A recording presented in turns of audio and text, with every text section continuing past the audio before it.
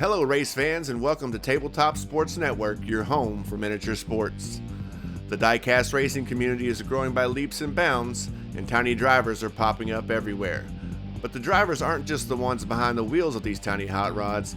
The drivers are the content creators, custom track parts creators, racing promoters, and anyone pushing this sport to greater heights. We wanted to sit down and have a conversation with the people that make this sport what it is today. Here's our conversation with Josh Paufler of Rustbelt Diecast Racing. We hope you enjoy. All right, good evening, race fans. This is Dave Davis here with What Game Now and Tiny Hot Rod Association. Or you might know me from Tabletop Sports Network. That's the crazy thing. I have so many things that my voice is in. But I'm here today with Josh Paufler from Rustbelt Diecast Racing. And just like our last interview or conversation, we're just going to talk about what he's up to and the community in general, and just kind of see where it goes. Hello, Josh. Hey, how's it going, Dave? Pretty good.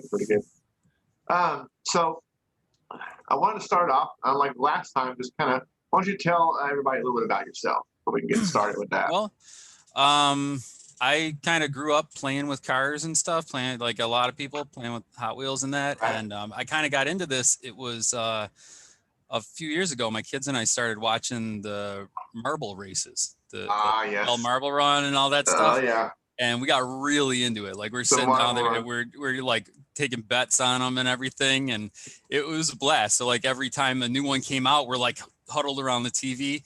And and we always set up, Hot Wheels tracks running from the kitchen in the living room with jumps and stuff. And I started recording them on my phone, like slow-mo jumps and everything. Right. And I'm like, man, there's got to be people out there that do this. So I started looking up, I just searched for Hot Wheels racing. Right. And I was like, are you kidding me? I think I found Ghost Jerker at first. And he's got like thousands of videos. And I'm like, this is amazing. So we started watching those.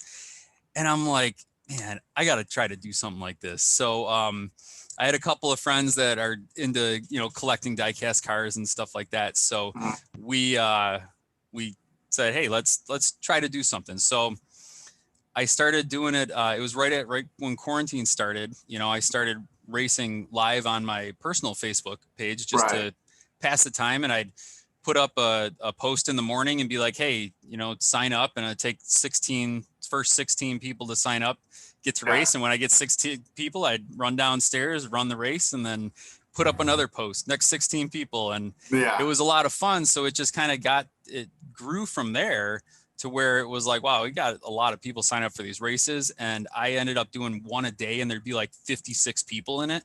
I said, this is too much. So I started the group Rustbelt Diecast Racing on Facebook, and we started running the live races on there. Right. And so that became kind of the hub for what we were doing. And this was before I really knew a lot about like the YouTube racing community. I'd seen a lot of videos, but like I had been entering races since last December, like modified races, mostly through like Redline Derby and stuff. So I knew like that aspect of it, but I wasn't really super familiar with all of the, the vastness of it that was out there until I started the group, and it became this huge thing. And it started bringing all these people in from other aspects of diecast racing. I was like, wow, this is a massive community we just stepped into. Yeah, it's insane. We have, that's the thing. So I talked to JD about it last time, is that how deep you want to go and what direction you want to go. There's so many options on that. And like he mentioned, so it's like when you pick one, you take time away from the other. So it's a huge balancing act there. Yeah. But your Rustbelt Racing, that's where, I know of you from. I mean, you're in the groups and stuff like that. But let's see, not with your, I'll ask you about that. So right now, on Rustbelt Racing, you have a number of guys that split up, like they take like a week each or something like that. Yeah. So we do, for anybody who's not familiar, we're the only place that you can watch daily live diecast racing.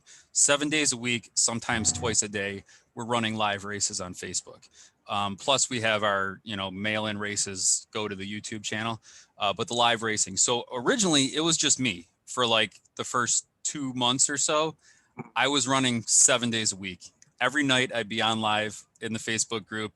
and it got to be crazy. So my buddy Mike Rader, who is in a few other of my ridiculous ideas together. We're involved in a few other crazy things, comic book groups and gaming groups and all kinds of stuff like that. So he's like, hey, I'll take one. He had a 6-lane in his basement. And he's like, I'll take a day here and there. So I said, well, how about a week? We'll just alternate. And he was like, yeah, sure. So we started alternating weeks. So we do 7 days on, 7 days off. And then when we got to be where it was like a little too crazy, David and Amanda Jewell jumped in. They built a track and they were like, hey, we'll take a week. So now we're alternating 3 weeks. And it's really becoming a lot of, it's less of a burden. And when it's your week, you're like excited, you know, because it got to be the point where I'm like, oh, I just finished eating and now I got a race to run and stuff. But now it's exciting. And then we got Randy the Tooth Fairy. Yeah. He runs on Sunday nights. So so it's kind of like a special event for him. He just runs Sunday nights, which that takes a lot of time out. You know, we can hang out with our families and whatever. And Randy's doing the Sunday night gig. So it's become more of a community effort to get the races out there and get people involved. Right. And which one, man, there's so many. If I had to know everybody's name or whatever, I'd be in trouble. There's a lot of people out here. Yeah. So which one is the one that runs the Rocket Dragway? That's Mike Rader. Mike Rader. So Mike Rader's in Michigan running Rocket Dragway, and then Shrubbery Lane is the Jewels in Ohio. Then also in Ohio is Tooth Fairy on TFT Raceway, he calls it. Okay. So I would be remiss not to say that I am, as far as I know, I haven't been any more races run. I am the current champion of the Rocket Dragway. I believe you are, because you almost, or you might have an opportunity next week when it goes back there to actually beat Shy Wheeler, who's the current record holder for the podium. Right. And I have not seen anyone hold a podium for 6 days. He did. And I think you're at 5, if I remember correctly. Am I at 5? I must have missed a few races. I can't keep up with it all, but I know that I won. I was there to see that, which was crazy because I had been on all the other ones you mentioned, and it's like one and done, I'm out. Or I think one of the other channels I made it to like, you know, the semis or whatever, but. Yeah. Well, that's what's fun about what we're doing is like you can join races. You know, you don't have to send in cars. You can join races anywhere. You know, YouTube, on Facebook too. There's Hot Wheels Downhill Racing. They run live races like once a month or every couple of weeks or something like that. Right. But the cool thing about what we're doing at Rustbelt is you have another chance tomorrow. Like if you didn't make the race today, or you didn't get in, or you're one and done today. You have another shot tomorrow. Even if you went all the way to the champions race, you still have another shot tomorrow. Like you can still get in on it. So it's fun for everybody. And there's, you know, another opportunity right down the road. Right. And I noticed that so my thing with the drag racing, because it seems to be mostly drag racing. I noticed that I think Dave and Amanda have a road course now. And Randy does. And Randy has always run the road course at his. He's got a figure 8.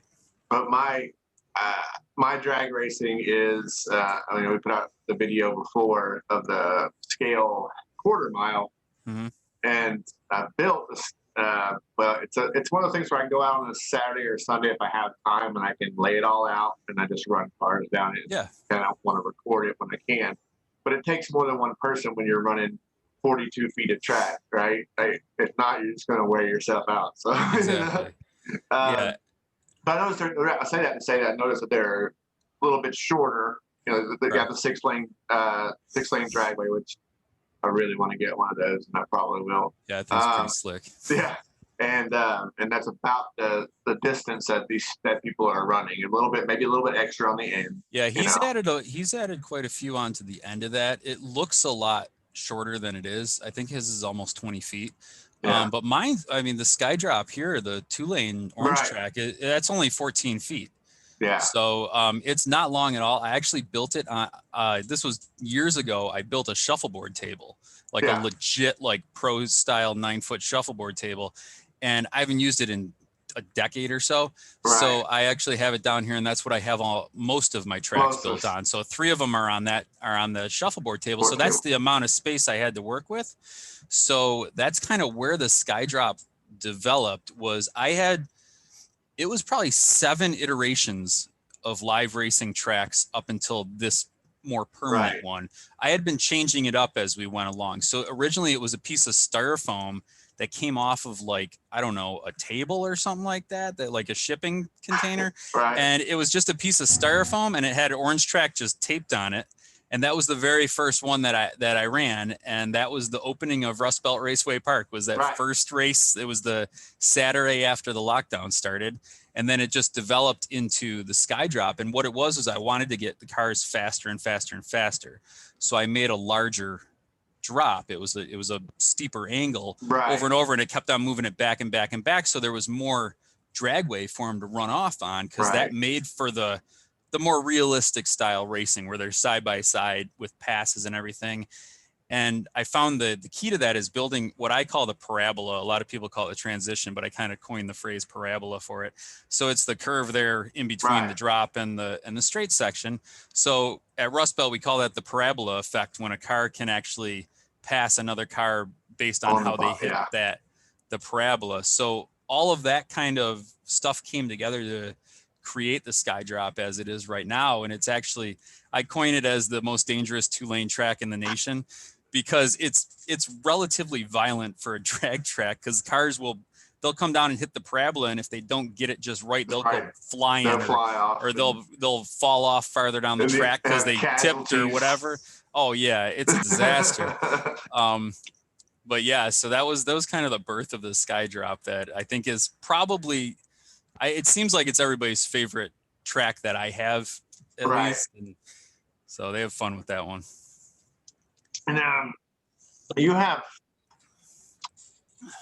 don't you also have on that same layout, you also have where you put down the other, like another piece of so there's the pinball run, that is pinball run, so that's actually a piece of particle board that I painted, and then it's got these I'm all about building with what you got. And then it had this, it was like one of those accordion closet doors. And I cut the fins out of it, and that's what's on the side, because it bends with the track. It worked out really well for sides.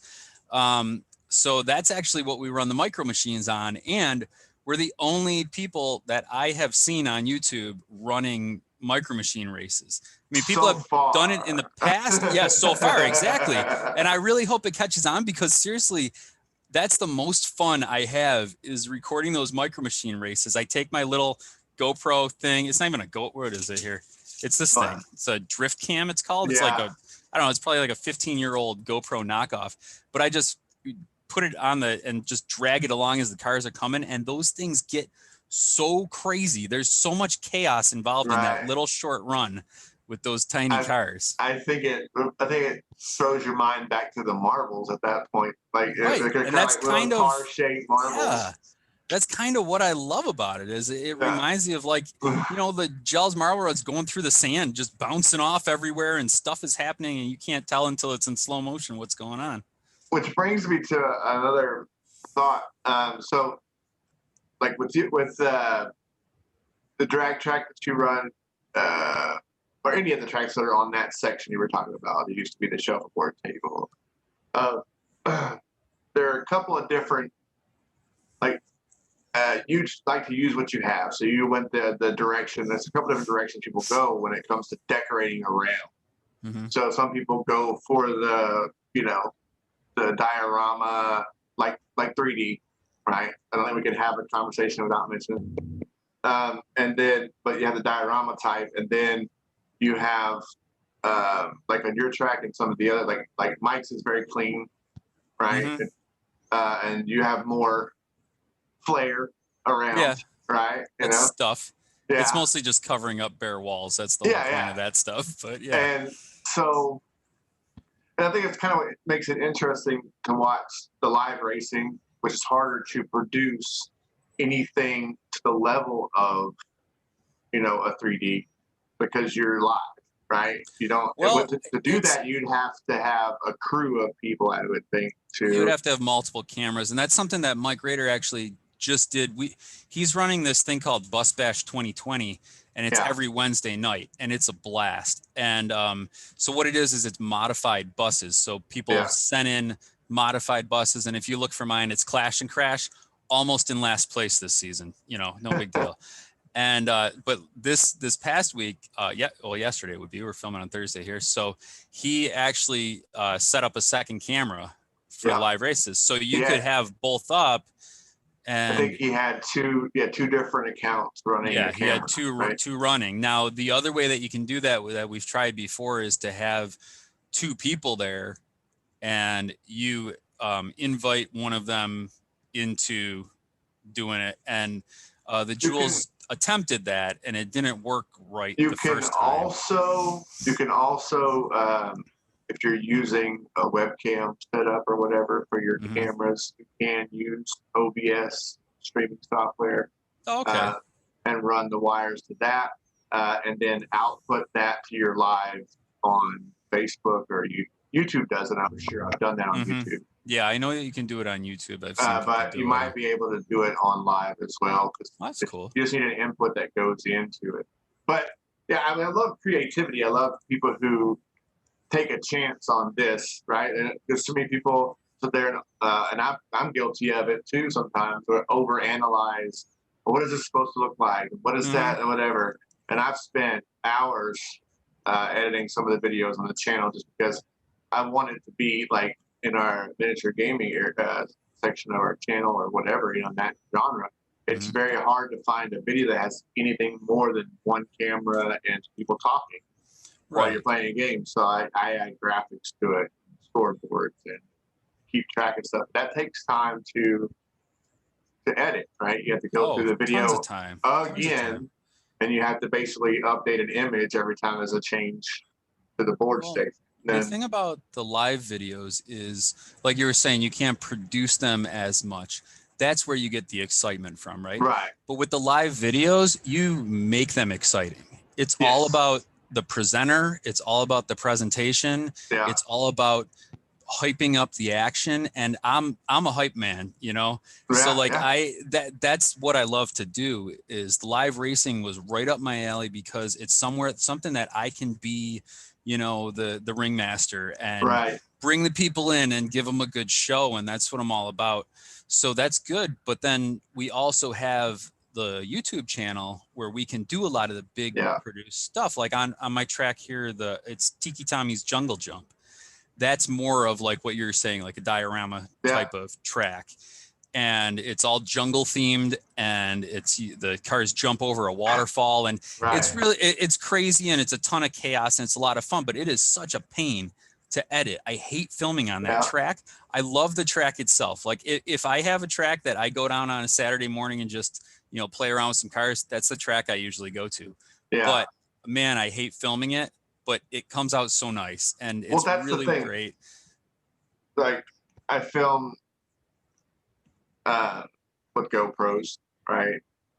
Because they are probably the most inexpensive and easy to place wherever you need them. You know, cameras. But they have a single flaw for me when it comes to editing, is that they do that chaptering stuff, which basically breaks it down into so many minutes. You have like an extra thing. And in order to use my I use dang it, why did my brain just stop working? I hate when it does that. I use the Vinci Resolve. I actually have a studio version of it, which I got a good deal on. And in order to align all the cameras, we're using multiple cameras, you know, aligning it, you can't do it with the chapters because it gets confused. But you have to first render all those chapters into one video, and then the next camera, and the next camera. Then when you feed it in there, it'll align it by sound, by the audio of each track. So that makes it kind of cool, though. Well, that makes it a lot easier to edit, longer to get to the editing process because I have to wait for things to render. But like, all you have to do at that point is it makes a multi-cam timeline, and in one side of your editor, it has all of your cameras, right? So I have 3. And then on the one side, it shows which one's running, right? Which one needs to be. And anytime I want to change cut, I don't have to do anything but click on which camera I want to cut to. So all I'm doing is clicking back and forth. So it makes it a lot easier to edit. Yeah, I know Premiere Pro, that's the one that I'm learning right now. I've been working in a program called Movavi for video for the longest time, and it's just really familiar for me, and I can get stuff done quickly. But I'm learning Premiere Pro now, and it does have features like that too, where you can sync up the audio and stuff, and that just seems so helpful because that's how I usually cut video, is by the audio peaks. I find, and like that's how I can edit some of those races on the Skydrop so quickly, is because I just pick, I know what peak the click of the start gate is, so I can cut it directly before that, and it makes it a lot easier. So being able to have something that can line that up automatically would be nice. Yeah, it's very cool, and I mention this because people listening who are thinking about starting a track or thinking about recording a track they've already built, these are tools that can help. And DaVinci Resolve has a free version. It is fully functional free version. The other thing that you can't get is like the real high definition stuff. So you can do all the things I talked about with the free version. I just happen to have it. Cool. So yeah, I think that's a good point too, is like for people who are trying to get into this and want to start, I think it's daunting to try to figure it out. But I mean, I just want to show you what I use here, because it's like, it's so easy to get into this. I have these two old JVC cameras that I don't even remember where they came from. And then I have that, I was telling you, that GoPro knockoff thing. That's all I use. I mean, this is just cheap garbage equipment, but it gets the job done. And if you can produce it well, you're going to get good, exciting video out of it, whether or not that's, good in, good out. Right. But you can make it exciting.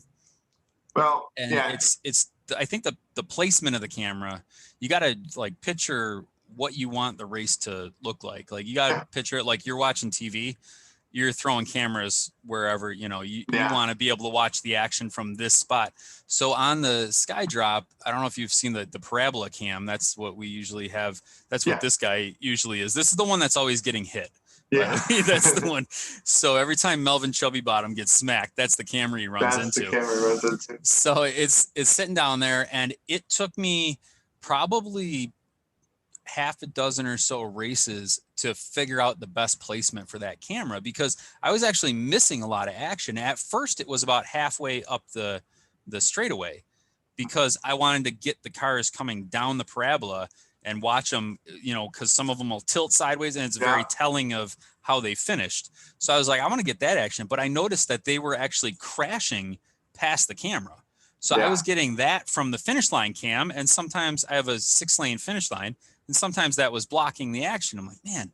So it finally, over, I don't know, half dozen or so, like I said, but probably 30 or 40 videos realistically, I figured out where to place this so that I can get the crash from two different angles. So now I get a crash from the finish line camera because it's above the gate now. And then I also get a crash from the parabola cam, and you can also see it in full speed on camera number 1 because I have the entire track on there now. Before it was 3 completely different positions in the track, and I had to edit them all together. Now I get it in one shot on camera 1, and we go. It's makes for a more exciting race, because you're not like a split second, you miss a split second and you miss this huge dramatic crash or this awesome pass or something. Yeah. It's nice to be able to see it, and then you see it in 2 different slow-mo angles. Yeah, those are the things. That's the other thing. Like if you're going to, and I'm no expert on recording racing, right? Like me and a buddy went out, and I had just got 2 more GoPros for the channel itself. And I wanted to do something with them. And then I went to the Dollar Tree and got like basically 32 pieces of 2-foot orange track. Oh yeah. Right? For like $16. That's what the Skydrop is. It's Dollar Tree track. Yep. Yeah. So I got some Dollar Tree track. I picked up 16 sets of the 2-foot pieces. And I was going to build something out of it. And I said, well, I need to start getting a finish. So I went to the discount store and got a race crate, which worked out okay on that video, you know, but it started causing problems because there's all those breaks in it. But it worked, right? So I just really wanted to start and to finish. So then I went and I was like, okay, we're gonna put a camera here, we're gonna put a camera here, we're gonna put a camera here. There wasn't too much thought about it. I was just trying to get to the racing, to be honest with you. In which my buddy was like, you know, whatever. But once we got started, he was jacked. Like, he was ready to go. He was down there getting the cars before I was. I was down there ready to launch them again. But anyway, I talk about that to make the point that, like, if you look behind me, like, this is a multi-stage process, especially if you're building something that's going to be permanent. That's just going to stay there, you know, or at least permanent for a while. You know, so don't rush to. You know, tell people just don't rush to try to get out there and start recording. It's going to be there when you get to that point, and make sure that you enjoy the process, right? Yeah. Don't sit there and be like, I got to get it on YouTube. You know what I mean? I got to get it on YouTube. Like, it just doesn't work out, because in the end, like you said, you just become like, man, I got to do this again. You're rushing to get when it becomes done. a job, quit. Yeah. Like, that's it. If it's not fun anymore, stop, because it shows when it's not fun. And I look back on some of those older live races from you know, March or April, when I was running 7 days a week, and I'm down here in my sweatpants just running back and forth on the track, flipping cars, because that was before I had a line and a legitimate start gate. I just had a push button at the top. So I was pushing the button, then running down. I didn't even have a finish line. I had to run all the way down to see where the cars finished. There were a couple of those races that I could see myself going faster, because I was like, I just got to get through this. My coffee's getting cold upstairs. Like, I just got to burn through this one. And then when we started bringing on other people and it started not being so cumbersome, it became fun again. Right. You know? This is my week. I get to and now this is a huge part of my life, you know. But like, I mean, anybody at Rustbelt will tell you the process is by far my favorite part. I'm always building something new. I'm always trying to figure out some kind of a weird car to have for the next race, you know, something funky and strange. Like, we do Friday night food fights is probably one of our that's probably our most popular thing on YouTube.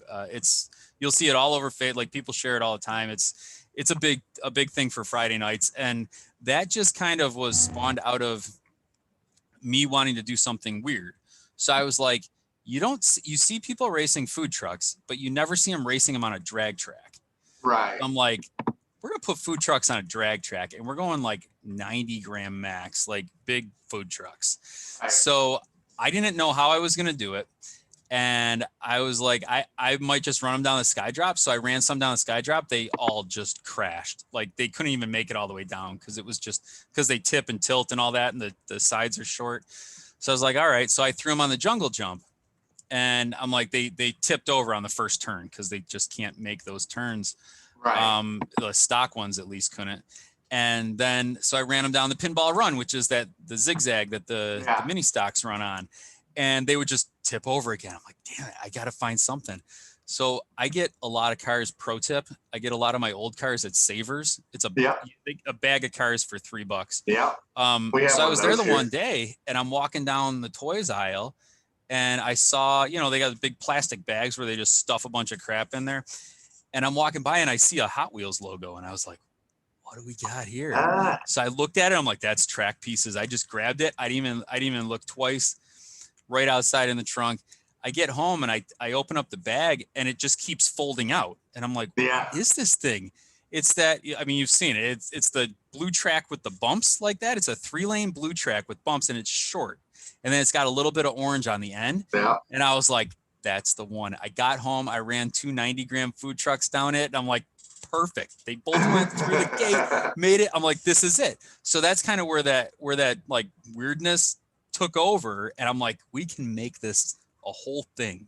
So it was Friday night food fights. So it started out being, I think we had like 6 food trucks that were all going, you know, it was head to head, 1 race a week. They were like 2-minute videos. And it became really popular. Like people were loving it. They were like, you know, picking their favorite trucks and stuff. And rooting each other on, which is great. I mean, that's the whole part of the community, cheering each other on. You don't have to be a jerk about it and be like, I'm going to win. And, it's great to win. It's great to want to win and have that competitive nature, but it's okay if someone else wins, Yeah. So that was Friday Night Food Fights. And then I'm like, let's get weirder with it, because I ran a race a while back and it's actually still running. It was a series for lightweight cars, because everybody wants to race 200 gram, whatever. Well, I'm like, let's try 20. Yeah. So they're the 20 gram cars where you just like rip pieces off the car, throw them down the track. So that was the lightweight. So I was like, how can we improve on that idea? So we came up with the Shorty Showdown. So my idea there was, well, they're not technically light cars. They're just small cars. I found a couple of cars that were stock that were 2 inches. And I was like, I bet modified 2-inch cars would be way cooler. Yeah. So it's stock or modified, whatever you want to do. And it's a 90 gram max again. And they're 2-inch cars. So that became part of Friday Night Food Fight. So people are sending in the Shorty Showdown cars. And then I was like, well, how can we add on to that and do something that, again, nobody else is doing? And at the time, my brother-in-law and my sister are getting ready to move, and they're clearing out their basement. And he goes, hey, I got a couple bags of Hot Wheels if you want to come grab them. So I'm like, awesome. So I go over there. It's like a backpack full of Hot Wheels. And I'm digging through and organizing. I'm having a blast. There's probably like a couple hundred cars in there. And I pull out this little Ziploc bag. Mm-hmm. Actually, I have some of them still in the Ziploc bag right here. Micro Machines in a Ziploc bag. Oh, nice. Well, they're all the old NASCAR ones. And there were 6 of them that were just like generic race cars. Yeah. So I'm like, this is the next thing for Friday nights. Like this has to be it. So I busted out the Pinball Run again, which is that zigzag track that people have been asking for it over and over. But since I put up the Skydrop, it's tough to run it because it was that. And then it was another portion of track after it. And the two just, I don't know where the other one went, but the two don't go together anymore. And I'm like, I just put it aside. So I built a start gate for the Micro Machine. So it's a 3-lane start gate. You put 6 up on the track, and I started racing those. So they each have like names and stuff, and they have like their own little personality and everything like that. So that became another thing and now we have a contest in the Facebook group, Rustbelt Diecast Racing on Facebook. We have a contest every week, which today's Thursday and I forgot to put it up. So I'll have to do that after this. But you pick the winner of the NASCAR race. So those cars came from Lutheral Church, who runs War on I-4. Okay. And his character, like we all have, our little characters at the track where we do the voices and everything. Well, his character was Big C, and he runs a chop shop, and he's like this low rider kind of guy. So he sent me these NASCAR cars. Those are the ones that run on Friday nights. So I called it Big C's Chop Shop Mini NASCAR Series. So if you pick the winner, then you get to race in the series the following week. And if you get points, so if you win your heat or the feature, you get to stay in the race. Oh. So my goal is by December, when we run the final for this series, it'll be no more NASCAR drivers and all group member drivers. So if you win a heat or the feature, you get to stay in the race. So far we only have one. Clayton Carter is running in the number 12. So if you look for him, he's the contest winner that actually he won the heat and the feature that night too. So this is actually his second weekend now, running just on his own. So that's cool. So we run the kind of generic ones. I call them the mini stocks before. Then we run the mini NASCAR series. Then we run the Shorty Showdown, and then we go to the food trucks is like the big finale of the night. So my goal with that was to set it up so that it was like a dirt track program. Where you start out running, they actually run the mini stocks, so same name to start, and then you progressively get up until you get into like whatever the big thing is, whether it's the Sportsman or the open wheel modifieds or whatever their big class is at that track. So that was because that's my like roots in racing, is going to the dirt track with my dad and stuff growing up. So that's what I love, is you start out, the sun's still up and you start out with the smaller cars, and then 9 o'clock at night, here come the big boys, and it's loud and they're slinging mud all over the place. And that's kind of the excitement level that I wanted with that Friday night race. So it's got a lot of fast paced punk music, and I yell a lot. Like I lose my voice recording these videos, and they're only, 8.5, 9 minutes long. But I mean, I legitimately lose my voice. I got my phone out here, and I'm just yelling because it's big. I wanted to have that feel of that crazy announcer at the dirt track, be like, oh, look at that, Right. And then I like to when these kind of things come up, like I like to mention like other things that do similar things as well. But like, have you ever watched was it Lamb Chop? Yeah. See, Lamb roast rails he runs. Who would have thought, right? Because I've gotten so used to seeing a Stargate and a drop and everything, and then you see someone using launchers for races, right? And my dog. And it's not even like your factory launchers. That's a homemade, horribly aggressive launcher, and that's so the way all that got started was they're actually all drag track racers. They race drag cars. So they wanted something to do in the winter when they weren't racing drag cars. I'm like, that's genius. Just get all the guys together and really rip some cars down. That's fun. And he actually takes modified cars, which is cool. Yeah. Every now and then he'll run a contest. Actually, Michael Mathis, MDG Racing, he goes by. He just won their modified. So yeah, he does. I don't know if he does it once a year or twice a year or something like that, but he does a modified race, and it's like one live race. It's like 6 hours long. His videos. He's like me. Like he's an entertainer. So it's just it goes on and on and on. I brought it up because of his the sound effects that he makes, and so on and so forth. And it's like I didn't go to it wasn't like every week going to the drag strip or to a dirt track or whatever, but I would go. My stepdad worked in a job that where he was there promoting certain things, right? They had sponsorships there, and so he would get us into places like that, drag races and concerts, so on and so forth. But I spent a few times going, to drag, and then that's the reason I bring it up is that's what it sounds like when you're there. Is that he's just the live commentating is. You just really like can't that. beat it because that person is reacting to it the way that you're reacting to it in your head, but loud and verbally. Yes. And just screaming into the microphone because they can't hear themselves either. No. So it's just that kind of, and he's got it down. Like I'm using my phone, and when we're running the live races, so you're hearing me as clear as you hear me now, but he's got that thing right up to his mouth. You really hear that. It's a much more authentic. Yeah, it's a more authentic announcer sound. Yeah. So, just the diversity of this community as far as content is ridiculous.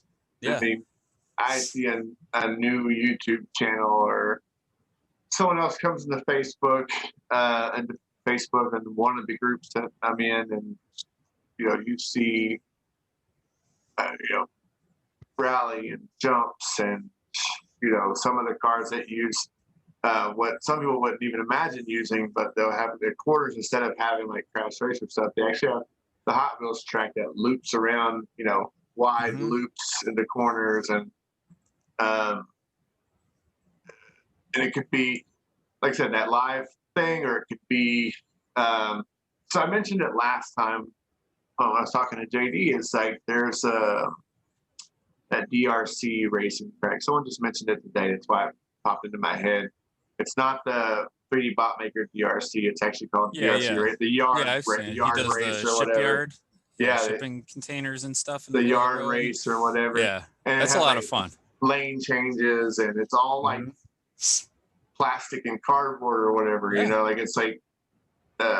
That was just somebody being creative and doing something that nobody else was doing. I honestly, watching that channel, I have no idea how the cars get down that track. I don't either. It's almost like they're on magnets or something. It doesn't make sense how they get down the track. Well, and how they get around the container. Like if I did that, they'd probably just run square into a container and be like, "Well, what time to tear this?" Well, that's the thing. it's like they use more of a contour guide than an actual hard wall. You know what I mean? So it's like it contours it so that the momentum brings them in, and then on the big corners, it's got the wall that they basically go around. Keep them on the track. For me, man. But too much man, science. they that's why I think it's most interesting, and that's one of the things I think is more when it comes to road courses. How many times have you been watching a video and it looks like the car actually made a lane change to go around an accident, or to and we know that they're not. We know there's no control. It's just gravity coming down. Well, and it just that's seems what's fun. You can see like a car, like this car. You have a wreck here. You have a wreck here, and you have a wreck here on the other side of the track, and the car literally comes down and turns around, just weaves through it. Yeah. And you're like, that's what's fun about those the micro machines. Like when we run the mini stocks, there's been tons of times you go back, watch the slow-mo, watch what's going on behind the leader, because the lane, the position changes and stuff are unbelievable. Sometimes I'll actually cut and zoom in for the video and show a specific pass, because you'll see the cars coming down and like this guy's just blowing everybody away, but back here this dude gets off the wall, slides right around him, or he'll just tap him and spin him out and keep going. Like, how did that one not spin when that one did? It's really amazing to watch that kind of stuff.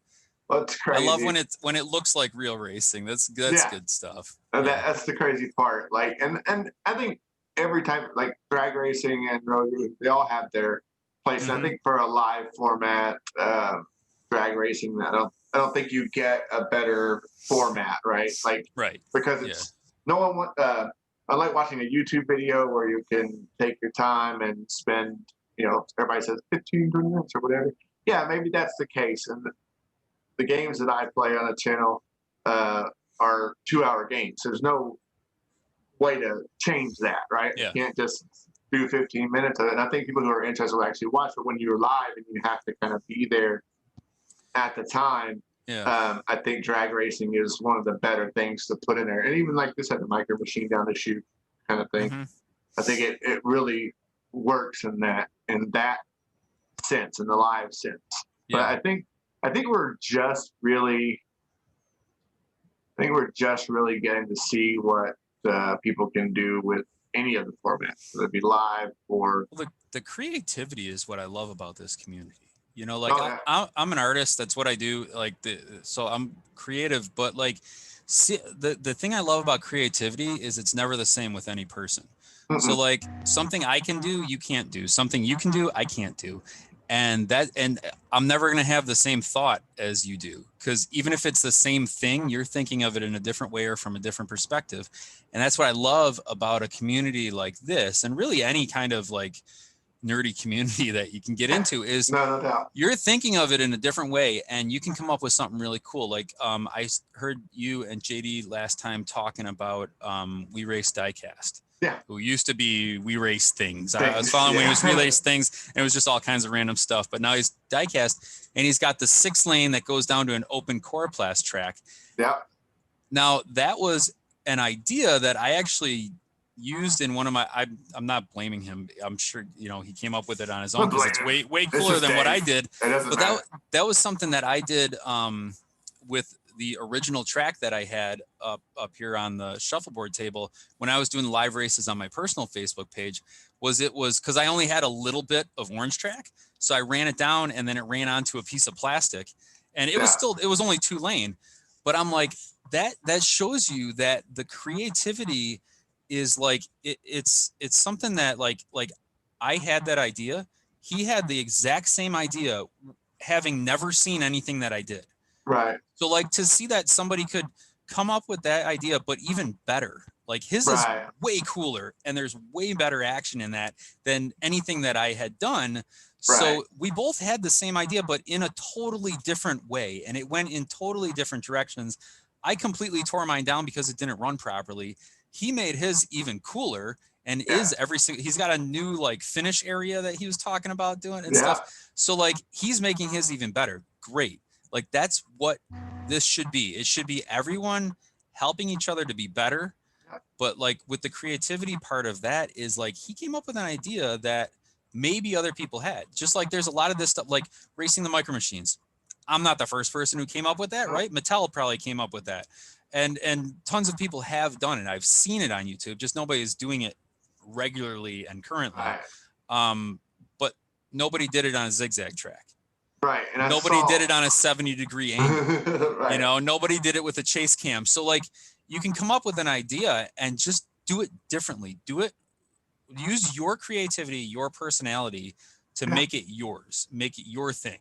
Well, it's like I saw a guy, I don't know if it was in the 3D group or one of the other ones, because I said I'm in so many that I get kind of blend duplicates together, right? from everything. I go to my group thing in Facebook and it's like the same post like 17 times. Right. You know?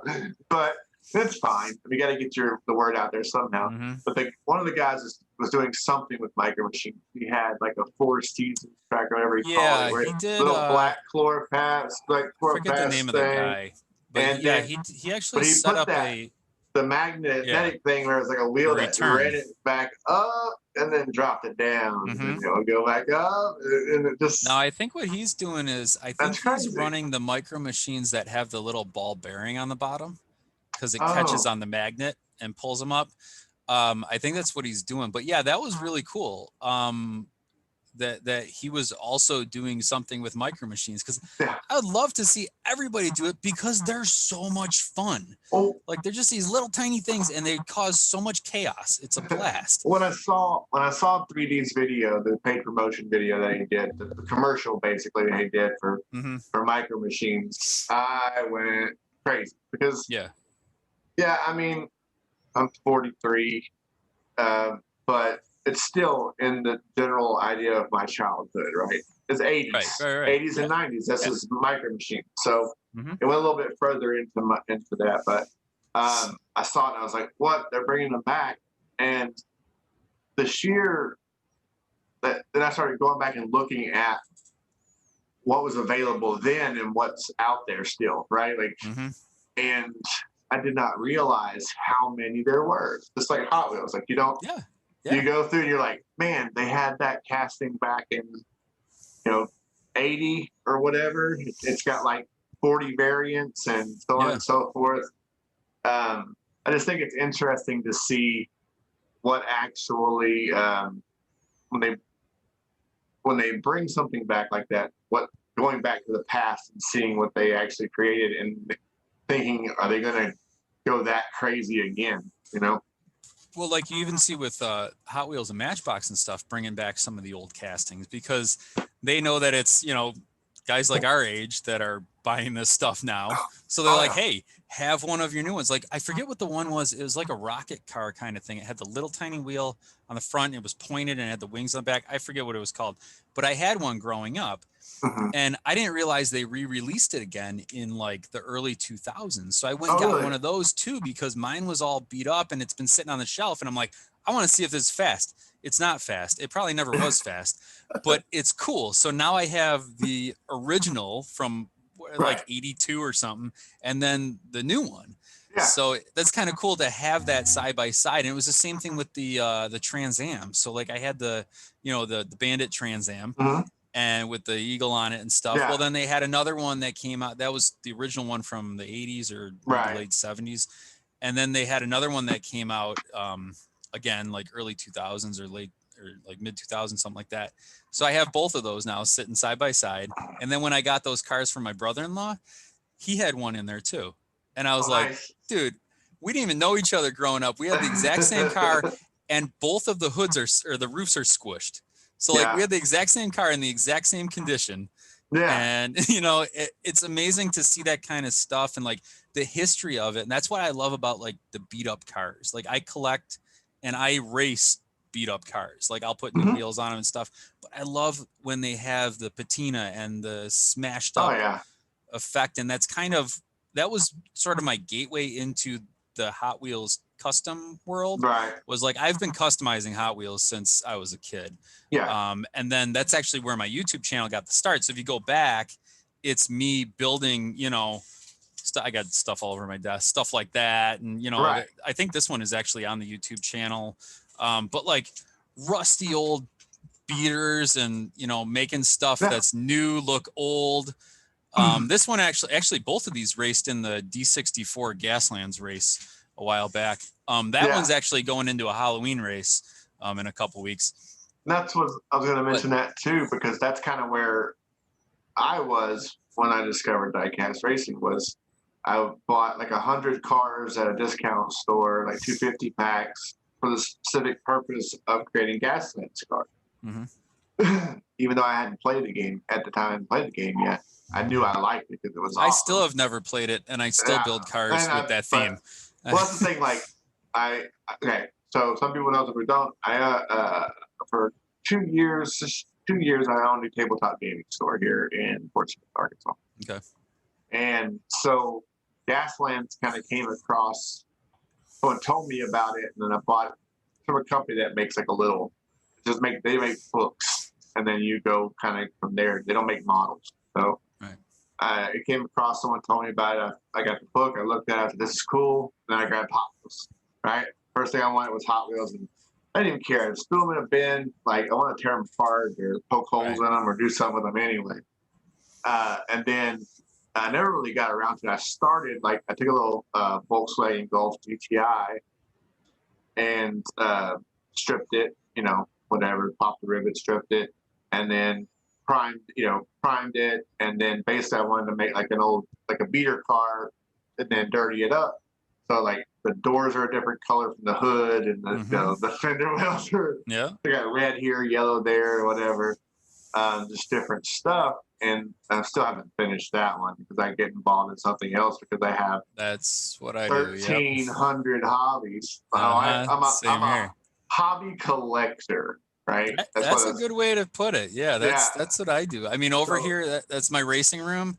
I also have all my comic books in there. Yeah. I have comic book art all over the place. I collect a lot of that. I collect Lesney Matchbox cars, like the original 1 through 75 Lesney Matchbox cars too. That was the beginning of my actual adult collecting, was the Lesney Matchbox cars. So like that kind of stuff. I build fishing poles. I paint. I do Sharpie artwork. That's a stormtrooper behind me. That's a Sharpie piece. So it's just so much random stuff that I'm into, that it kind of, I need to focus on one at a time. Right. So. And this room is behind me is a track. If you look to this side, there is a glass case, and in that glass case is a Warhammer 40K army. Right? It's not painted, it never will be. I guarantee it, because I just don't have time. But it's there, and then below that, a bunch of other miniatures, and I have another glass case the same size, and another side that has the same thing. And above that are bookshelves with RPG books, and then the closet over there is like 40 board games, and then maybe 50, and then there's that, and then woodworking and the Hot Wheels stuff, the tracks, and then the painting. I started to custom on that, so it's always something. I'm the type of person. One day I said, you know what? I was watching the Olympics one year, and I was like, I wonder if I could do all of those things. If I could find it. I live in Dallas, Texas at the time. I'm here in this smaller town, Fort Smith. So I wonder if I could find a place to do all the things, all the events at some point or another. I think that would be cool, because that's I like to learn new things. But there are certain things that I hold on to that process. There are a number of things that I've done over time as far as hobbies that I don't do anymore, but certain things stick and they're always there. Like the miniature stuff, I do that a lot. I'm like that. I think I might be addicted to learning. I like to learn. I hated school. But now I love to learn new things. But the problem with me is I can't just learn it. Like when I found out that there was Hot Wheels racing, I'm like, I can't just be casual with this. I need to make it my life. And now this is basically my second job. Yeah. So I don't get paid. And that's how I do hobbies. And that's the big problem with me is I will take something on and I need to do it to the absolute extent that it possibly can be done. Right. Well, and at the highest level possible. So. Right. And I have things outside of that I'm sure there's other things that you did aren't related to cars, like you said, the art, and so on and so forth, related to like your Stormtrooper, your Star Wars, so on and so forth. But like literally, I'm a nerd, and we're not known for our outdoor activity, but I literally basically have like 2 activities that I do outside nets. One is pickleball. You never heard of it? Look it up. I've heard of it. Yep. And the other thing is disc golf. Oh yeah. Okay. I went and traded in my golf at 40 years old. I did it before. I played for a couple of years beforehand, but like at 40 years old, I went and took my golf clubs and sold them and bought disc golf stuff because it was just never going to do it again. I've played more disc golf in the past few years than I've played golf ever. Like, and I had a membership at a country club when I lived in Dallas. Nice. Right. And it was a cheap membership. I'm not rich. I don't have any money. But look at you, fancy man. It was like one of those cheap memberships. You could only go on the weekdays and whatnot. You know, those types of deals. No one else could see you. Yeah. But you know, that's what I'm saying. Like, but I've been pretty good about when I move to a hobby, I sell some of the other things from a hobby I'm not doing in order to fund the other hobby. This one, not so much.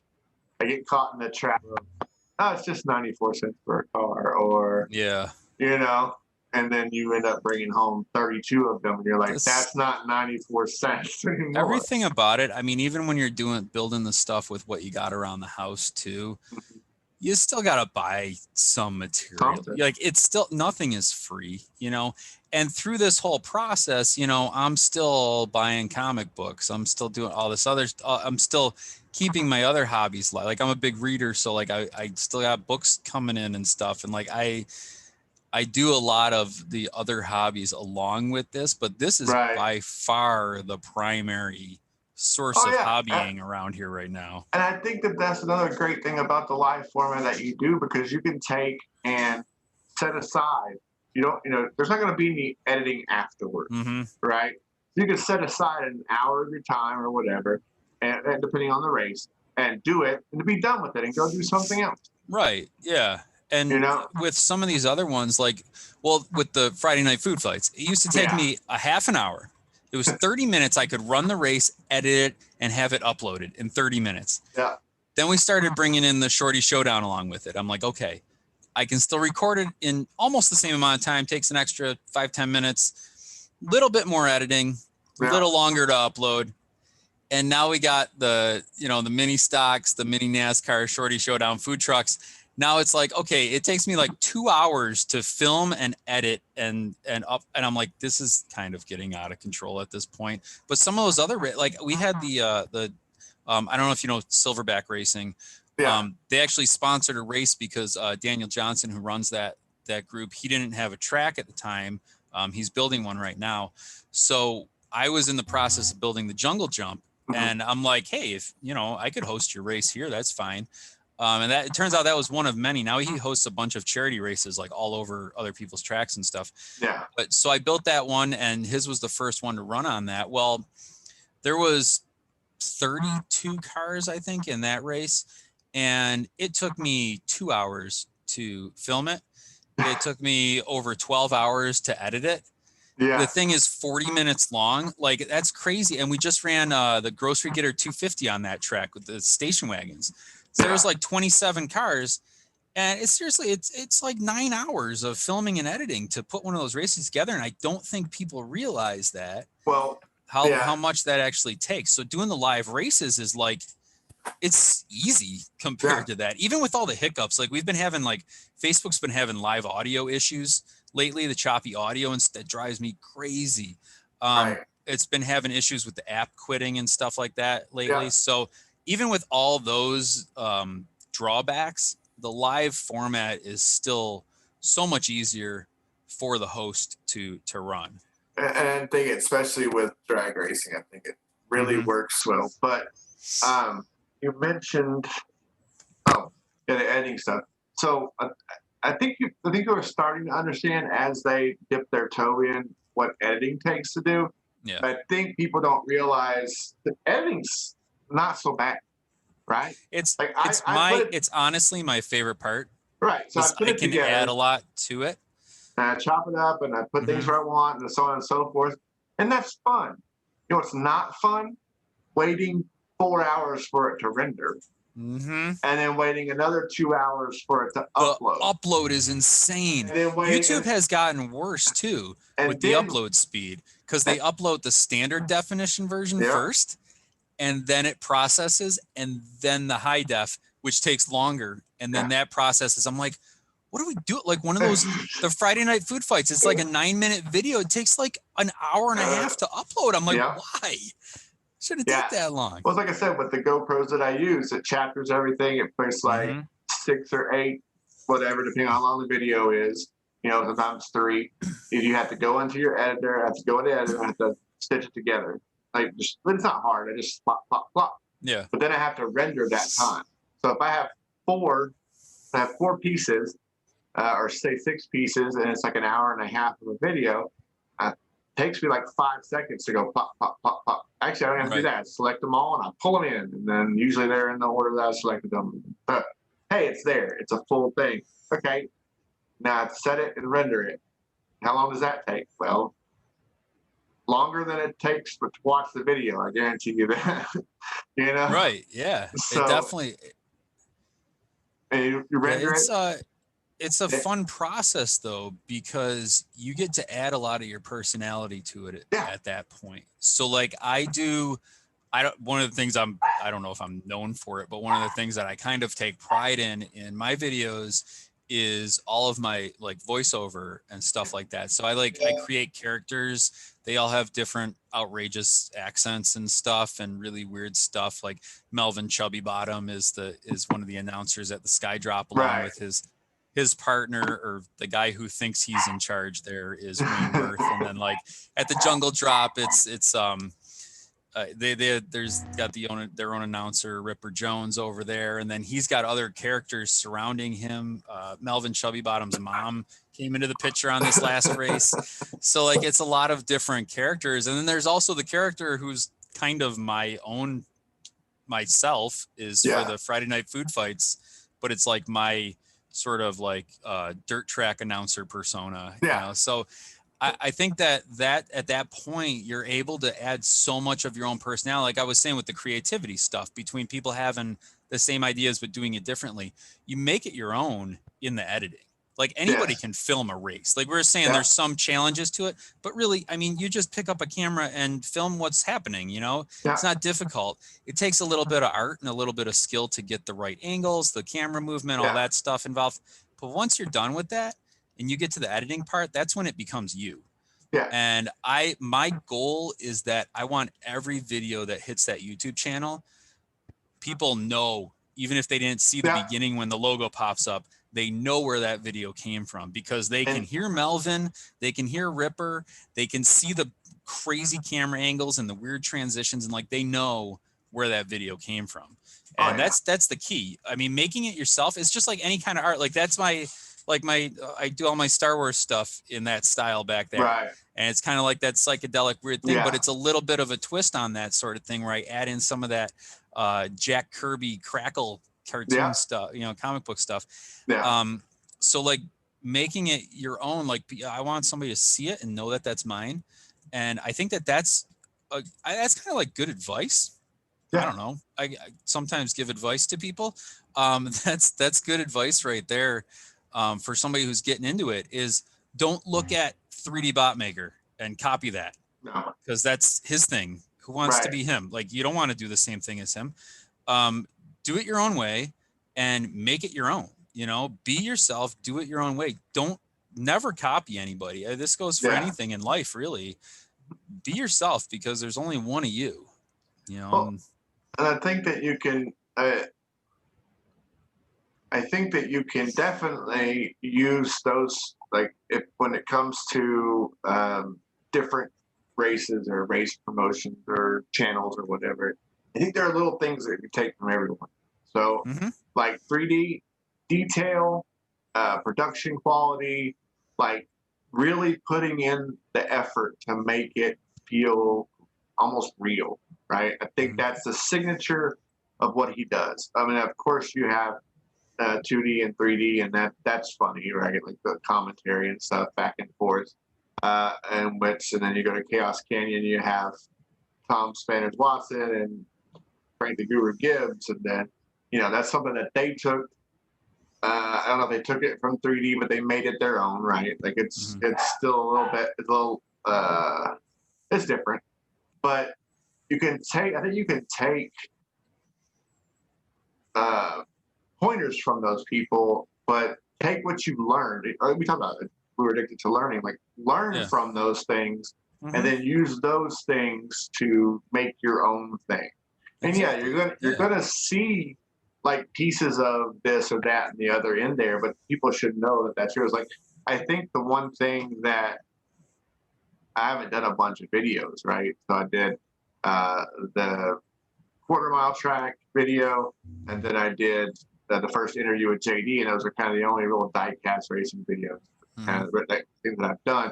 And then this one with you, but I think that the one thing that stands out in my video that I made, and it was the commentary. I took the time to, make sure I kind of used a professional voice. That's my voice, right? I think I watched the movie Fighting with My Family, that with the Rock. It's a WWE movie. That's another one of my guilty pleasures. Is I have a WWE Network subscription and I'll watch. My wife asked it the other day. She goes, "Are you still using that? We're paying for it." I was like, "Don't you go near my wrestling." Now, see, that's part of that personality thing. Now, Mike Rader is a huge wrestling fan, so like you see it on his track. You see wrestling figures around. Yeah.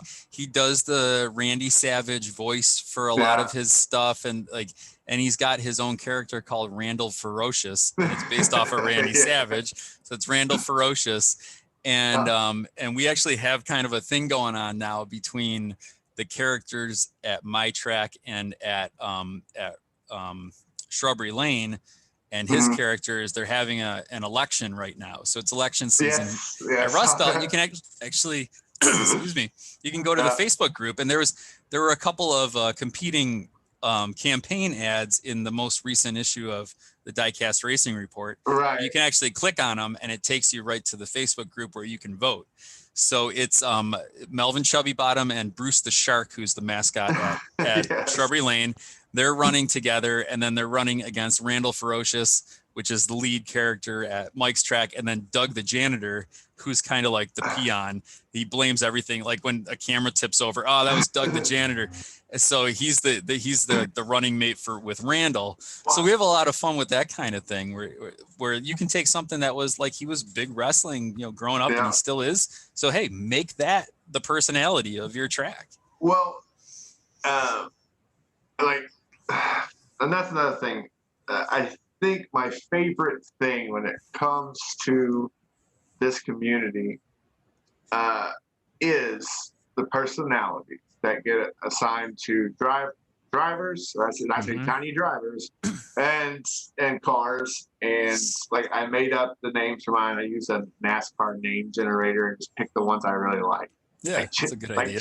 Chester Henry III. That's one of the guys from mine. I thought that was a funny name. Yeah. And he's a third, so like it's a whole family. Like it's a generations of racers, of tiny drivers, right? That's great.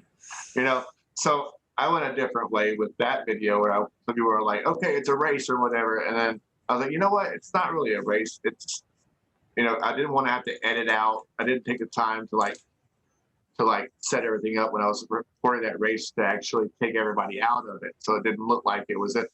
So I had to think about, okay, well, the one thing about gravity fueled cars is that they don't go uphill very well. So, our race teams are going up there. I think, you got to be sharp on that. You have to be fun. Well, it has to be fun, right? Like you have to think, do I want to pretend like this is a real thing? Right? Like I'm really driving, think these cars are really driving. Or do I want to have fun with what it actually is, which is, Well, that's a lot of okay, so I have the pull cord on the Skydrop. Yeah. And that works really well because it looks like it's cars just falling out of the sky. Like nothing made them do that. They just decided to hit the gas and drop out of the sky. So that works well for that. And it looks a little more realistic. I mean, if roads were orange, but whatever. Right. But then like with the Friday Night Food Fights on the track that I call the sledding hill, it's the bumpy one, you can physically see my hand come through and push the button. Or like when we're running the mini stocks, my hand comes over and pulls the thing. They're toy cars. I mean, what do you want, you know? So I had all these ideas of, well, I could wear a green glove and chroma key my hand out and stuff. And I'm like, no, these are toy cars. Like, let's just play with them like they're toy cars. You know, I'm going to do what I did when I was a kid, and I'm going to play with the toy cars. You guys send me your toy cars and I will play with them for you. And that's the whole point of that thing, is like, it's just whatever. There's a hand in the sky. I mean, come on, you got to suspend a little bit of reality when they're toy cars. Oh, yeah. You know? And that's the whole part of not taking it too seriously too. Like we were talking about before, like having fun with it is like, if you're taking it so seriously and it has to be super realistic and you got to have all the noises in there and the birds chirping in the background and stuff. And you got to have like, well, you can't see the start gate actually drop and all this stuff. And you're like, where are you going with this? Like, where are you going with this? You can actually just go record a live race out on the road and it'll be real. Like these are toys. Let's play with them like toys, you know? The sound part is some of my favorite part of the editing actually though. Like, I put in the revving and the and the peel out and the crowd ambiance music, like there's the crowd moving around, and the music part of whenever the commentary is going on. So that's my favorite, like picking what it is. And it does work very well. You know, if that's, you know, that's the thing. It does work really well. But I'm just saying, it's like, you don't have to do that to do this. Like, it doesn't have to be overly produced. Well, I like music. I don't like the dead air, you know. I like having the music playing, whatever, but you don't even need voiceover. Like some of my first videos, there's not even voiceover. Some of my more recent videos, there's not even voiceover, because I just was like, let's just run the race and do it. I don't think Dave has it either. The re-race diecast. No, he doesn't have any voiceover. He's got no voiceover. He's just got the music going, and it's cool. And there's a lot of tracks that do that, and there is. The thing I want to make a point of is there's no wrong way to do this. And if anybody tries to make you feel like you're doing it the wrong way, you get rid of them, because they're of no use to you. All you want, and that's what is about a community. And what I like about community is it's all about encouragement. So like, people want to do something, encourage them to do it. You know, don't tell them, well, you should have voiceover. Well, you know, you should have this kind of music. You should have revving noises. It's like, no, this is my thing. I'm doing it my way. You do it your way, and it's all good. I think it's a great place for constructive criticism in that aspect. I mean, if you're watching something and you don't find that it's no fun at all, right? There's just fundamental flaws in the fact that, it can be fun to somebody, but I think there are certain things, right, that like adding the extra stuff, the ambiance, the sound, and this and that and the other, making it realistic, whatever. Those are things that you choose. Like, I only brought them up because you can. It's kind of like potpourri, man. You just kind of throw a little bit of this and a little bit of that, depending on what, you know. That's not a real good manly racing reference, but it is what it is, right? It's what the word means. Racing potpourri. Yeah. So. But, you know, you just kind of throw a little bit of this, like making a cake or whatever, or making a dinner on the night when you're running late, you know, you really don't want to do it. Just kind of throw a little bit of this and a little bit of that.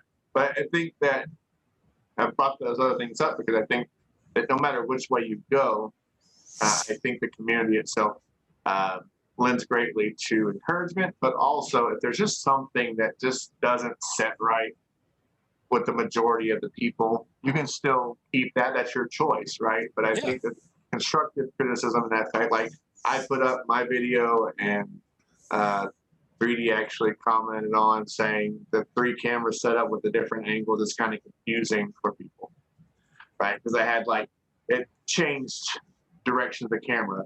So like I had it pointed down the track, and then the middle space was pointed towards the start, and then the finish was back the other direction. So I kind of threw some things off. But that kind of criticism or constructive criticism, I think, is important, right? If there's something that's going to, basically give your viewers a seizure because they're trying to do different directions. And I know for a fact that a lot of people, I know for a fact because I've been told, some people don't like my editing style. It's a little chaotic.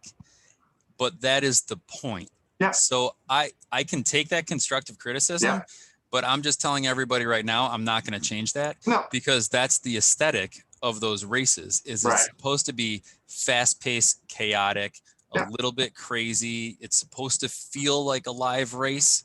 It's supposed to feel like you're sitting in the stands at a live race, minus the giant hand coming down from the sky, but whatever.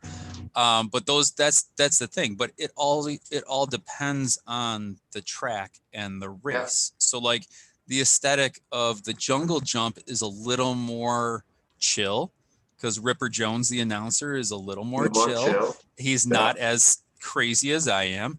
And so he takes it a little slower. The music's a little slower. You get the nice drum rhythm in the background, and we're just chilling out watching a race. And then you move over to the sledding hill, and you're going to hear me yell at you for 9 minutes straight.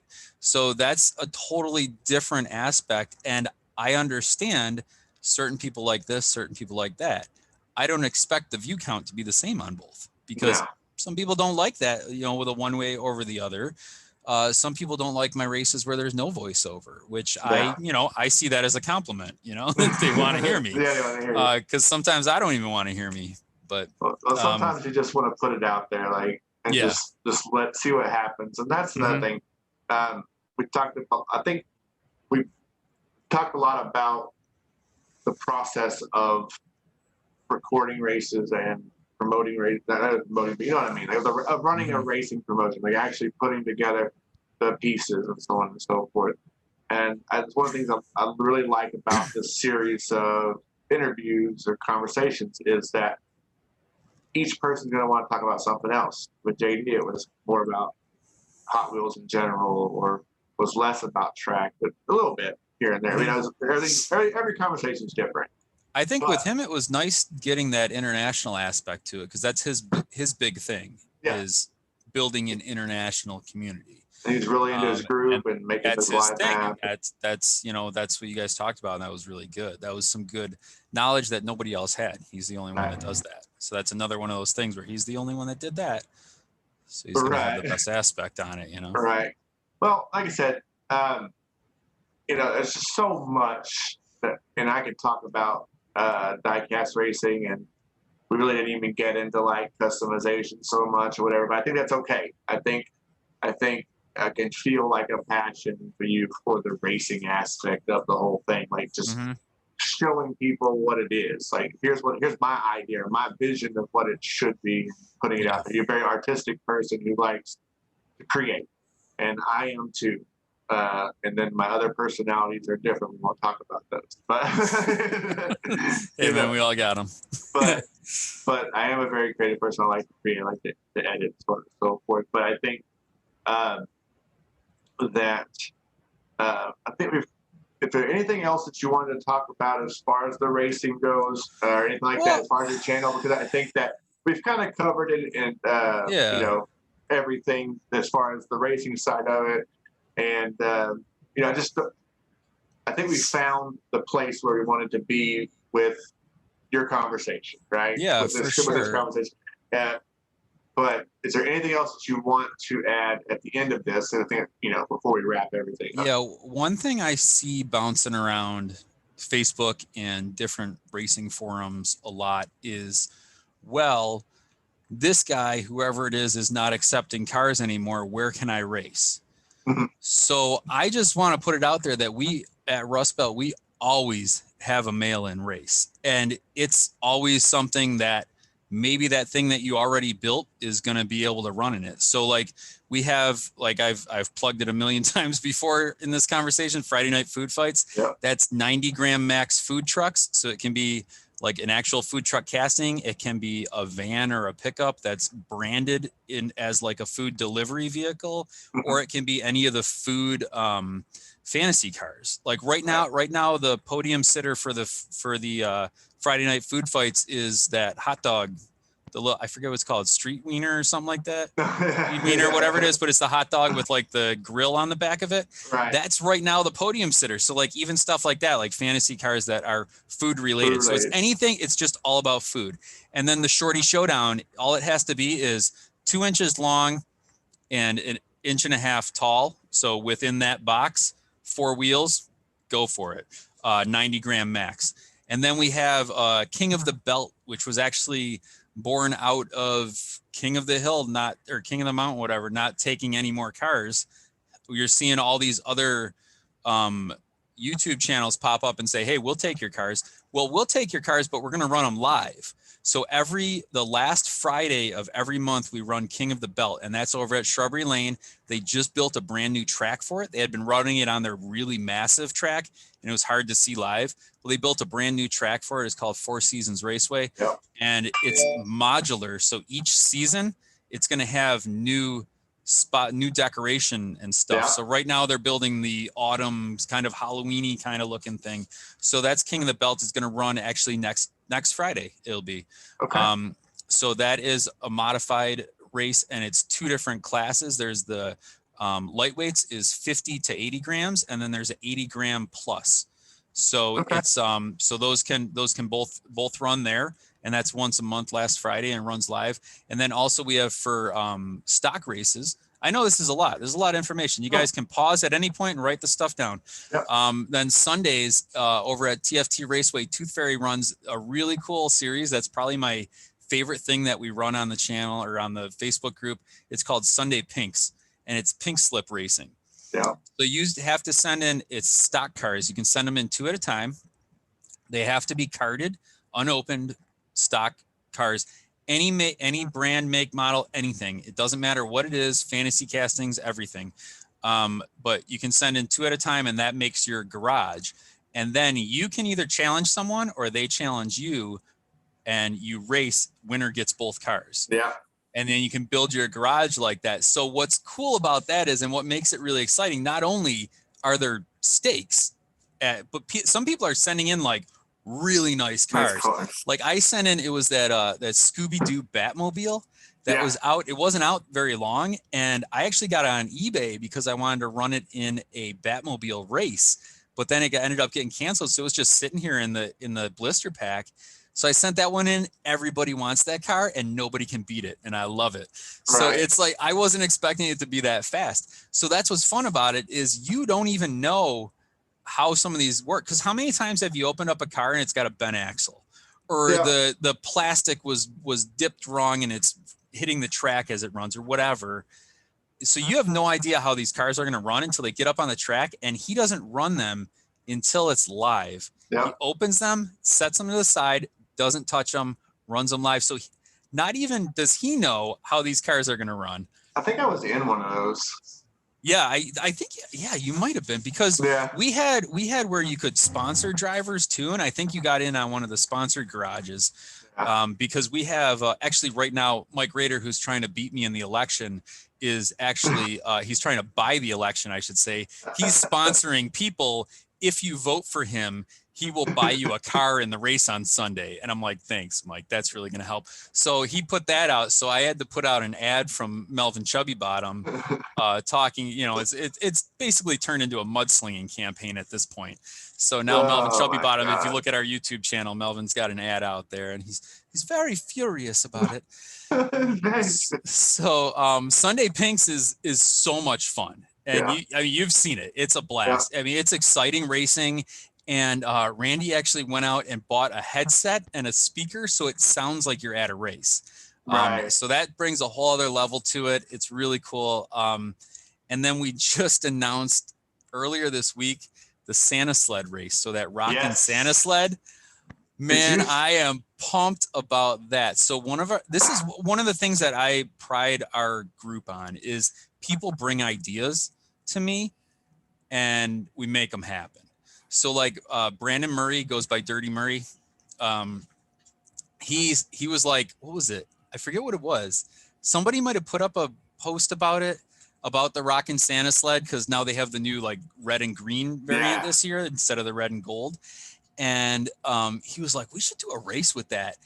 And then John Tran from Transport Racing, another awesome channel. Check him out. He's running the Miatas right now. The little short silver one, that's mine. It's not as fast as I expected. So he was like, don't you have a track called the Sledding Hill? And I was like, we're running this. So within 20 minutes, I had a promo like package and everything put together for it. Yeah. And we launched it. So I think it's December 1st is the deadline for those. But the fun part about that is because we can't just do normal things. It needs to keep the knob on the wheel that makes the Santa guy go up and down. And it has to be covered in glitter. Those are the two the two requirements for this race. I forget. I even forget what the weight limit is because it doesn't matter. It's just needs to be covered in glitter and the Santa needs to bob up and down. So that's the kind of stuff that like anybody can race those, but we're making it weird enough that nobody else wants to try that. Everyone hates glitter. We're a dance family, a dance studio family. So like we have glitter all over the house all the time anyway. So it doesn't matter. We got glitter coming in, coming out, whatever. So we're going to run glitter on that track and see what happens. And it's the last race that's going to run on that track before the end of the year. And then all the other like series end and then pick back up in like middle or end of January. So I'll have plenty of time to clean up the glitter. But no, you won't. And I know it's going to be in everything. You're going to see in February, you're going to see cars coming down that track picking up glitter.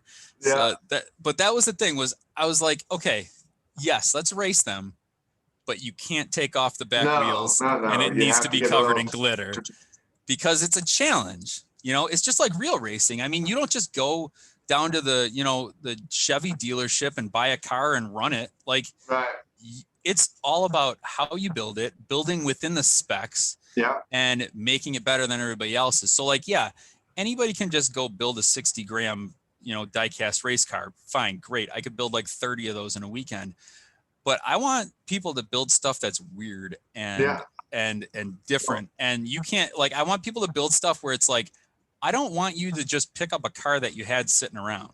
I want you to build one specifically for this race because that's what makes it fun because you're going to see this thing run once. Nobody else is going to want that car. I posted, I post all my acquisitions. It's I call it all my new stuff that I get. And right after, I think it was like maybe just a couple days after that announcement, I went and emptied some dump bins at one of my Walmarts.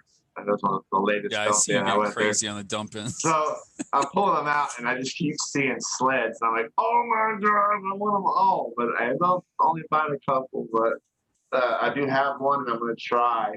Yeah, get it in, man. Done. You got plenty of time too. So you can look at the acquisitions, and I did buy a sled, and just so you know, that was because of the sledding race. And that's what I love about it. And then today, John Tran, who, he's got all kinds of ideas, but when we'll run him on his track, come on, John, run something like that. I mean, he's doing great with the Miatas. That was an awesome idea because nobody runs those Miatas. No. They're terrible. They're okay on the drag track, but you can't put weight in them. Like I got mine up to 74 grams and it is packed from the bottom of the top. And then I have a sheet of styrene over it. Like it's packed 74 grams. That's all I could fit in that thing. So like nobody races them. So he loves Miatas. He has a Miata and he's like, hey, I want to race Miatas. So like, that's the kind of stuff. So he had an idea today. This is breaking news. No one has heard of this before. So John Tran had an idea. He brought it to me. We're going to call it the Peg Clearing Brawl. So peg Clearing Brawl. It's coming in January. It's going to be, and it's peg warmer cars.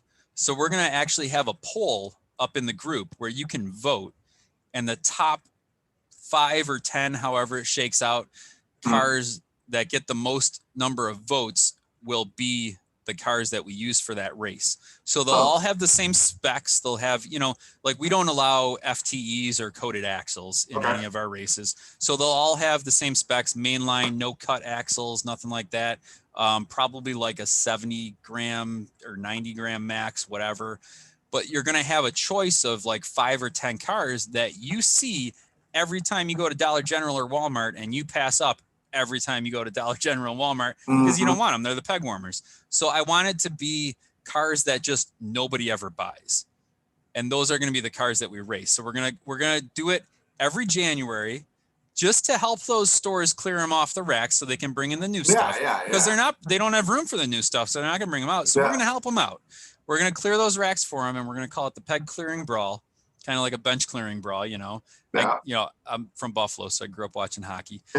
So it's That's what it's going to be, the peg clearing brawl. I think we're going to run it like the end of January. Yeah. So that's another one that's coming up. That's something that just somebody in the group had an idea, and I run with ideas quickly because I have ADD and I have a hard time not doing something immediately, and doing it completely. So yeah, so that's what we're doing with that race. And who knows? I mean, that's the thing, is like, get in the group, get weird with it. We literally do every idea, like in some respect. I really hope it doesn't become a group where people just show up and start throwing random ideas. But I kind of do hope it at the same time. In a way, yeah. Because I love the craziness, and I love, like I said, the creativity. Like, everybody thinks differently. So like, I didn't think of that. I probably never would have thought of that. No. But John thought of that, and he brought it up. Brandon thought of the sled race, and like the Sunday Pinks thing. That was Randy's thing. He was like, hey, you know what we should do is race for pink slips. Because we've had a few people over at Shrubbery Lane. They run Midnight Shrub, it's called. Right, so it's like Midnight Club, the video game. But I've lost that Midnight before. Shrub. Yeah, everybody has, right? So they run 32 cars every Saturday night. So they race at 11 o'clock at night. And it usually runs till midnight. It's about an hour long. They're racing 32 cars. Well, they've also gotten to the point where they are taking in mail-in challenges. So right now we actually had the Jaguar. What is it? Like J2X, whatever. I'm not a big sports car guy, so I don't know. But the Jaguar. So somebody put out a challenge for the Jaguar. I think J220. It was yeah, that's the one. Yeah. I think it was Nick Devers put out a challenge for a Jaguar, like a 60-gram Jaguar. That's the challenge. So everybody sends in a 60-gram Jaguar, anybody who wants to. And every week they run whatever 60-gram Jaguar showed up. Yeah. And then he had another one for 100. Oh, it's all the way over there. I wish I had it in front of me because it is ugly. 100-gram Honda City Turbo. Oh. So this was like a year ago or so, maybe.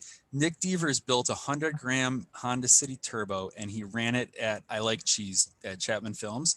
And it's like it's like one of those it's like a Bigfoot or Loch Ness Monster. It's like a legendary car that it's just one of those things where it's like everybody knows the 100-gram Honda City Turbo. It didn't even have a name. That's just what it was. So so he was going to send it to them, and he put out a challenge. He's like, hey, anybody wants to build one? And I was like, I cannot turn down a bizarre challenge like that. So it took me a while, but I finally built a 114-gram Honda City Turbo, and it's shipping out tomorrow over there, and it's going to race Nick Devers down the drag track with his 100-gram. His is actually, I think it weighed in at like 106.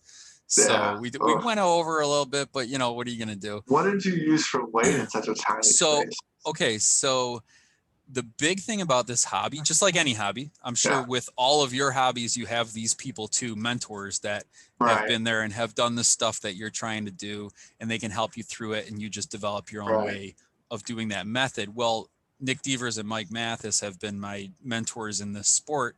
They're all about helping people out and sharing their knowledge and stuff like that. Well, Michael Mathis showed me how to melt lead. And he actually sent me a bunch he uses tire weights. He goes to the local Walmart, and he knows a guy in the auto shop, and he gives them like a bucket of tire weights when they break them off when they're changing tires. So I just melt those down in a nonstick frying pan on my grill side burner and pour it in. And it's amazing. I've built a few cars like that now, and it is insane the amount of weight you can pack in, like 114-gram Honda City Turbo, and there was room in that thing. Well, like I probably could have made that 130 grams. It definitely wouldn't have rolled, but the biggest thing about adding weight is not only where to position it, but do you have room to add it in its current form? So melting it down. But I think that would be really cool, because you see a lot of these cars that get weighed down and they have to take interiors out, so on and so forth. Mm-hmm. Like, what if you what if it was a way to make like a mold where you could mold the interior out of lead? Oh yes. People do it. People do it. Yeah, there's a lot of people who do that stuff actually. Frank Klein, Red Pill Racing, he goes by. He's one of the bigger names in the drag racing community. he does a lot of molding. So he kind of like, I don't know if he pioneered it, but he's definitely the one that does it the most and probably does it the best. He makes molds for the cars. So he can actually mold a car and keep the glass in it, you know, like that kind of a thing where he's making like sand molds where he'll, you know, like scrape it down and pack it out. He'll like make sand molds with the cars. So like there's, like I was saying, with all the hobbies, there's levels. So like that's sort of a level that I don't want to get to. I like where I'm at, where I can just, you know, hammer some lead into a spot and I'm good to go. But I'll tell you, melting down the weight for that thing was such a cool experience, because it was something I'd never done before. It turned out awesome and it worked really well. And that thing is literally a lead sled right now. And it's something that's been done for years, you know, hundreds of years, like as far as like melting lead for something. The cast iron molding. I mean, that's how these cars are built. And so on and so forth. Like everything used to be made that method. Well, I want to thank you, Josh, for stopping by to talk to me. We could get into a whole nother hour and a half or 2 hours about the custom side. Do it again, of things, man. And maybe we'll have one of those. Well, I have one final thing to ask you, and then actually two real quick. Well, I'm not going to ask you the other one. It's going to turn into an hour-long discussion. You know I'm a talker. I'm going to ask you this one because it's pretty quick. So one of the things is with these conversations is we say to anybody who wants to be on, shoot me a message and so on and so forth. But we'll do a little different this time and see how it works. I really didn't have any volunteers after the first one. We talked and then I asked you. But I want to ask you, who would you like to see in the next in an interview? Maybe not the next one, but who would you like to see in one of these conversations? So you know who has a really amazing story behind what he's doing is Chris Lowy. And he's at Toon Tracks Racing. Dude's got, I talk to him a lot. He's got a crazy story behind. He's an American. He's from Jersey. He's living in Thailand. He married a Thai woman, and they have a son and everything. And so he's an American living in Thailand, diecast racing. It's like a fish out of water kind of story, because it's hard for him to get cars. It's hard for him to get track pieces. People send cars in and they're held up at customs, and like he can't do mail-in races. He's doing lots of stock stuff. But like just the development, I highlighted it one of my columns in Diecast Racing Report. I highlighted Chris as one of the tracks that I saw progress so quickly. There was a whole series of tracks that I had in that column, but his was one of them where like the voiceover work, the video work, the way the tracks are laid out, and now he's got full diorama track on one of his too. He has done an incredible job progressing in his abilities and his track. So I would definitely go do an interview with him, because his story is really cool. I'm not going to say anything more about it. Yeah, save that for the interview. I'll try to get in touch with him and see if he's even up for it. It may not be the next one, but I'd like to take the suggestions of the people who do it to see who they want to see. I didn't do that with JD, so I'll have to get his. No, I did actually know who JD wanted to do. So we'll go from there. But I thank you so much for stopping by and having a conversation with me and about this community and this hobby that let's just say we love. It's great. It's so many directions we can go with it. I'm sure we'll go in all of them at some point or another. Yeah. But I'm excited to see where the hobby progresses from here on out. Because I really look forward to seeing what you guys are going to do with all the creativity you seem to have in your group or circle of people. And I will try to get that Rockin' Santa sled in by December 1st, so I can participate in that. Attaboy. There you go. And but like I said, if you excuse me, but thank you so much, and we will talk to you later, because I want to do another one where we talk a little bit more about the custom side of things. Awesome. Okay? Yeah, thanks for having me, Dave. And I'm really excited to see that whole thing behind you run. Oh yeah, that'll be fun. Crazy. it's one of those things. You know how it goes. You tweak this and tweak that. So, yeah, it'll run when it runs. Yeah, thank you so much. All right, thanks a lot, man.